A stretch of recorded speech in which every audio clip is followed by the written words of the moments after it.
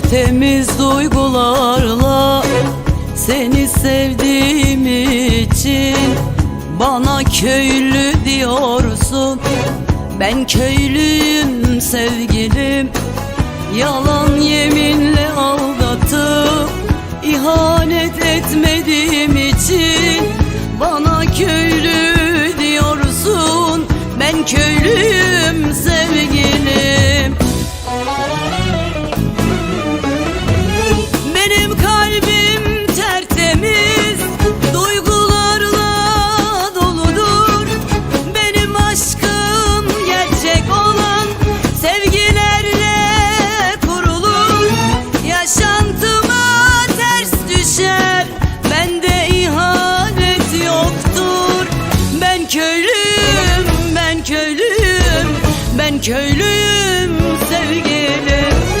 Ömür boyu sevmeyi göze almayacaksan, kutsal olan aşkımı bir heves sanacaksan, benim olan tenini ele koklatacaksan, gelme bana sevgilim, çünkü sonumuz gelmez.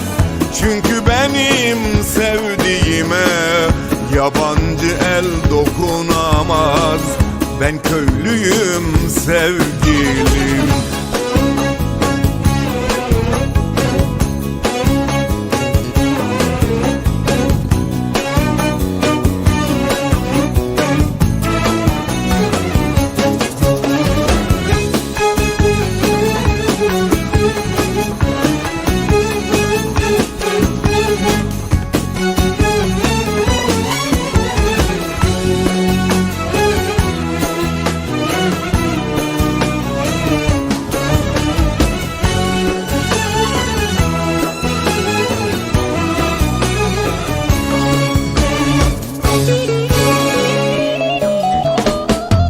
Yanlış bildiğim hayatı yaşatmadığım için gerçek seven kıskanır.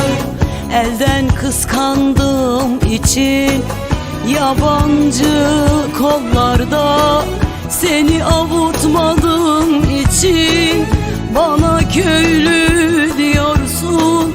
Ben köylüyüm sevgilim.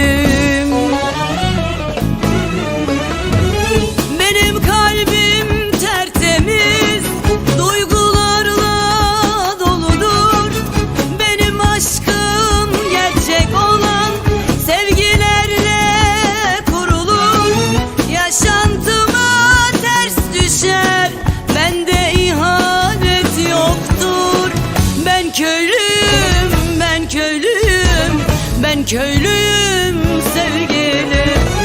Ömür boyu sevmeyi göze almayacaksan, kutsal olan aşkımı bir heves sanacaksan, benim olan tenini ele koklatacaksan, gelme bana sevgilim, çünkü sonumuz gelmez.